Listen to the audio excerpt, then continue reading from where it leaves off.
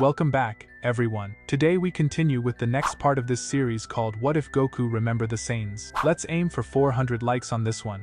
Also, don't forget to leave a comment letting me know if you've enjoyed the series thus far. With that, let's continue.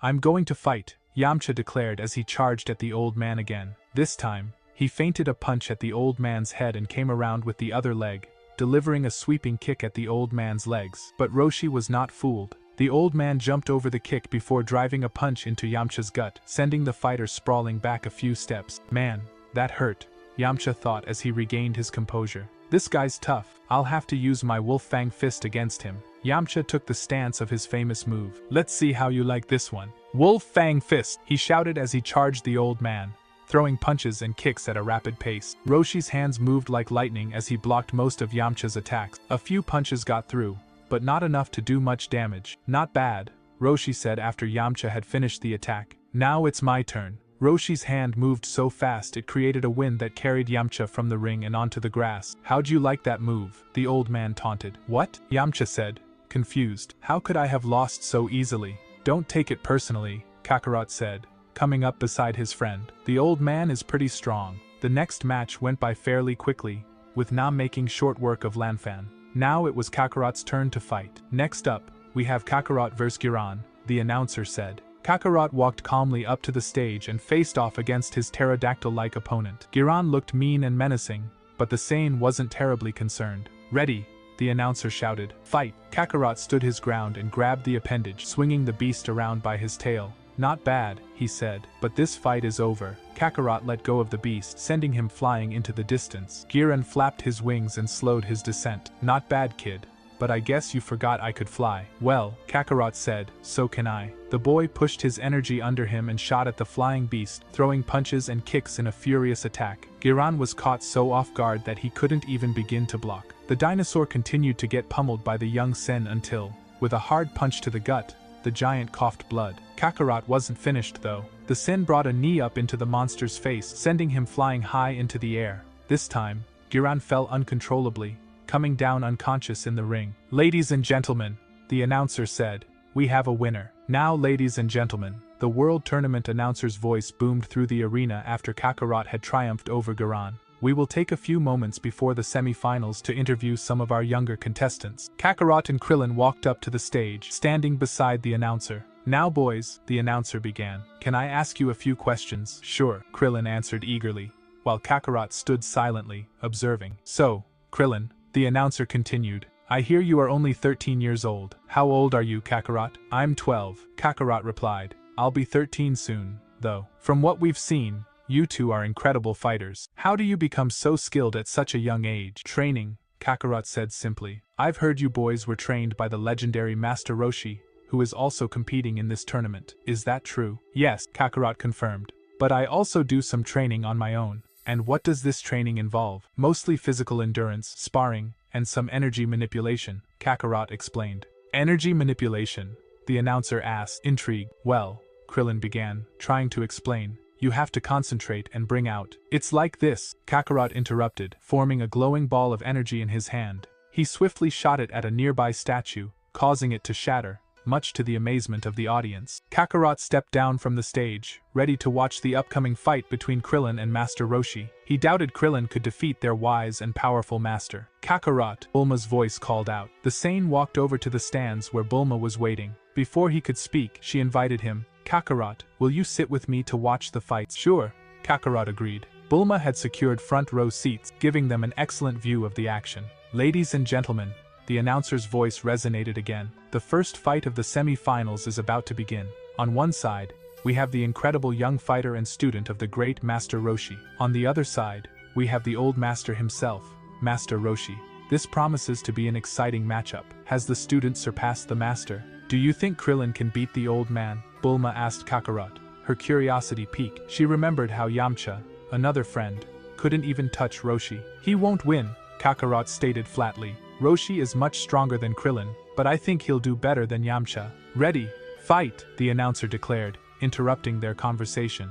Bulma and Kakarot turned their attention to the fight. Krillin focused on Master Roshi, searching for any gaps in his defense. He had sparred with Roshi many times, but always with Kakarot by his side. Now, facing the Master alone, he felt a surge of doubt. Before Krillin could fully process his thoughts, Roshi launched at him, throwing a punch with lightning speed. Krillin managed to raise his arm to block, but the impact still hit with earth-shattering force. Krillin countered the punch with a swift kick aimed at the old master's legs, but Roshi leaped over the attack, immediately launching another blow at his student. Within seconds, the two were exchanging punches and kicks faster than most of the audience could follow. A few minutes later, the two fighters separated, Krillin panting heavily, while Roshi seemed barely winded. Now that was a good warm-up, Roshi said with a calm smile, but now it's time to get serious. He was only warming up, Krillin thought, his heart sinking. Summoning all his courage, he charged at the old man with a fierce punch aimed at his face. However, his fist passed through Roshi's afterimage, which vanished instantly.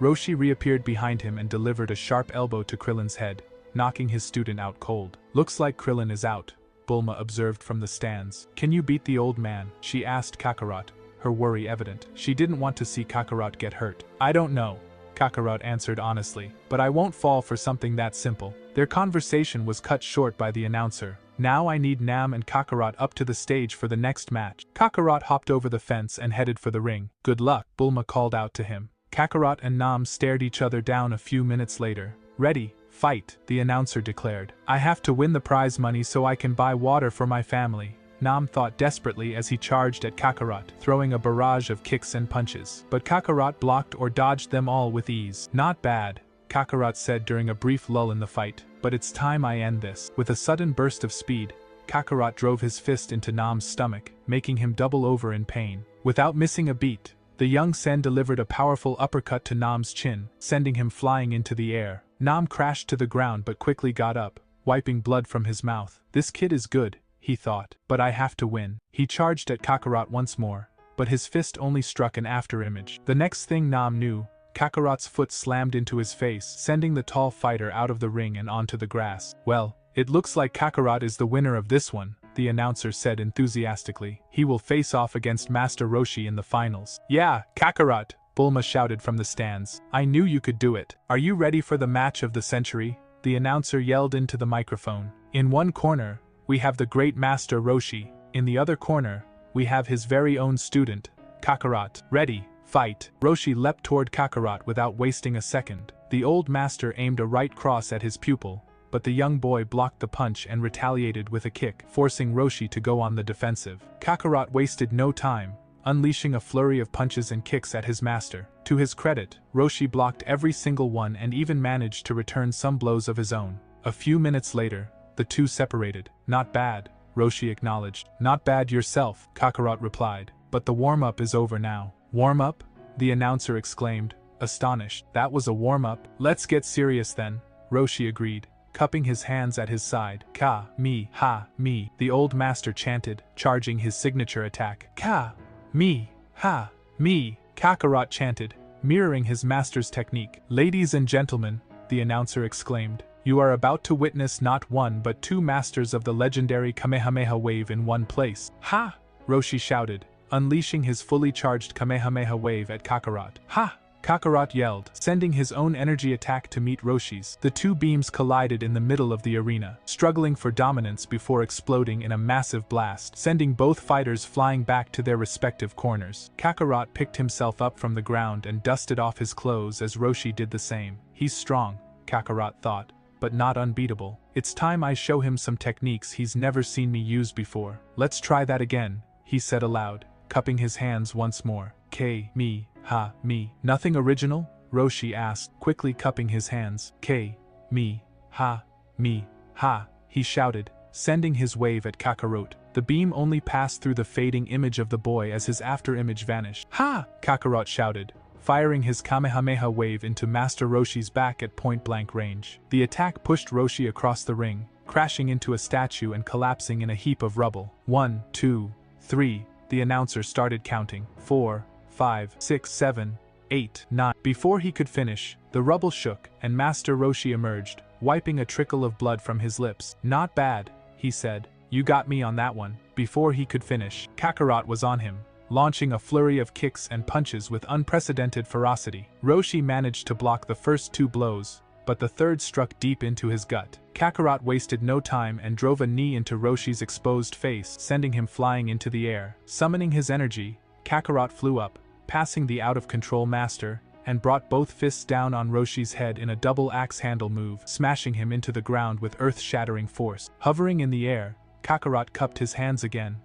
Me, ha, he shouted, sending the energy attack into the crater after Roshi. Roshi looked up just in time to see the energy wave descending upon him. This kid doesn't mess around, he thought. I'm going to have to give this my all. The old master quickly bulked up his muscles and cupped his hands at his side. Hey,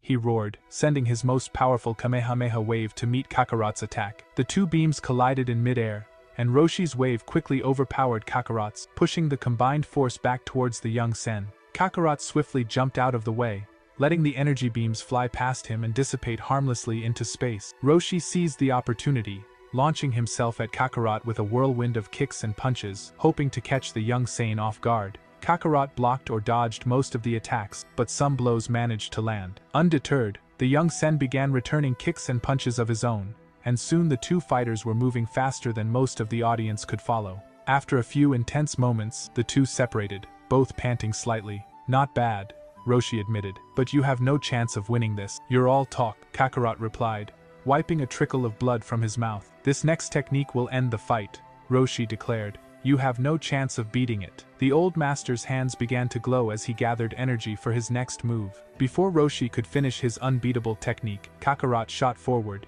driving his boot into the old man's face. Roshi was sent flying across the stadium, crashing into one of the statues that decorated the ring. Kakarot wasted no time, launching a barrage of kicks and punches at Roshi before he could recover. Roshi managed to block Kakarot's fist from hitting his face and threw a punch of his own at the young Saiyan, but his fist passed through an afterimage. You really think I'm going to fall for that? He said, turning around and striking another afterimage. Kakarot hovered above the old master, watching as he attacked a 4th afterimage. He launched himself at Roshi with a flying kick, intending to deliver a finishing blow. Roshi looked up a second too late to see Kakarot's foot collide with his face, sending him flying across the ring toward the audience. Kamehameha!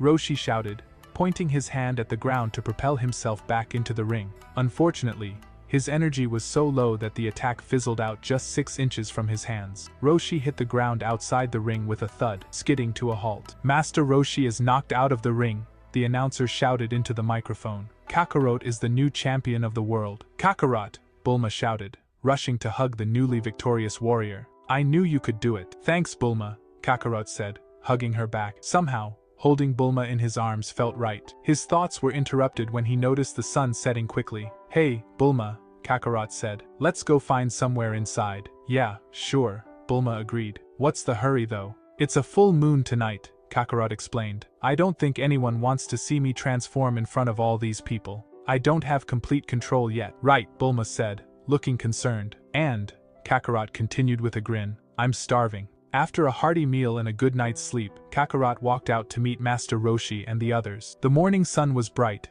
casting a warm glow over the small island. Bulma approached the young Sen with a curious expression. So, what are you going to do now? Bulma asked. Train, Kakarot answered without hesitation. Don't you think you need a break from that? Master Roshi inquired, hoping for some downtime to pursue his own interests. More like I need a break so I can put the moves on launch, the old man thought slyly. No, Kakarot said firmly. I still need to be stronger. You're already the strongest in the world, Yamcha added, impressed. No offense, Kakarot replied, but that isn't good enough. I need to be stronger if I'm to have any hope of beating Frieza someday, he thought to himself. You can come train at Capsule Corp, Bulma suggested. I'm sure I can come up with some kind of training equipment that could help you get stronger. Maybe my dad could build a fighting robot or something. Sure, Kakarot agreed. I don't think there's much more I could learn from Master Roshi anyway.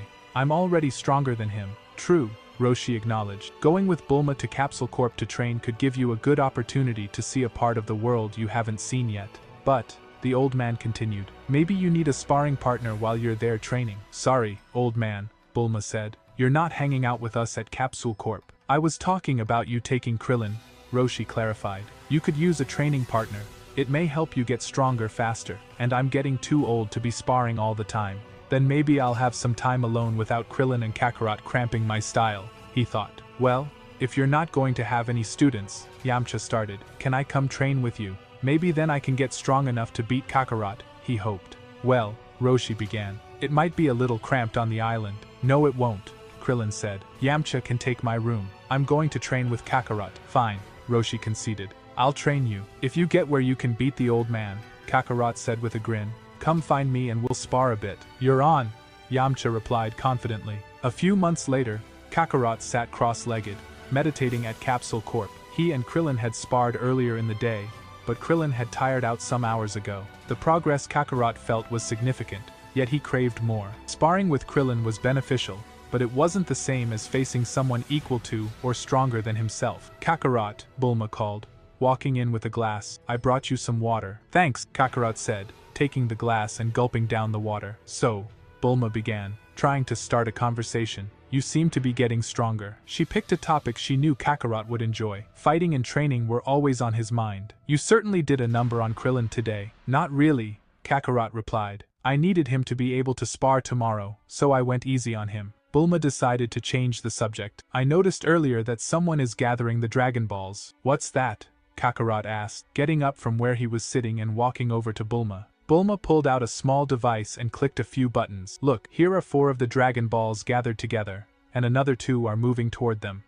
They're close to getting them all and making their wish then, Kakarot said thoughtfully. Where's the 7th Dragon Ball? There's one not too far from here, Bulma said, pointing to a spot on the device's screen. Then we should go and get that one and see who comes for it, Kakarot decided. It's not too far from here. We can get there pretty fast in a jetcopter, Bulma said, already planning the trip. Meanwhile, Yamcha stood by the sea, panting after performing his 10th Kamehameha wave. Very good, Roshi said, nodding approvingly. You've made good progress in the month since you've been training with me. Yeah, this training has been good, Yamcha agreed, wiping sweat from his forehead. I feel stronger already.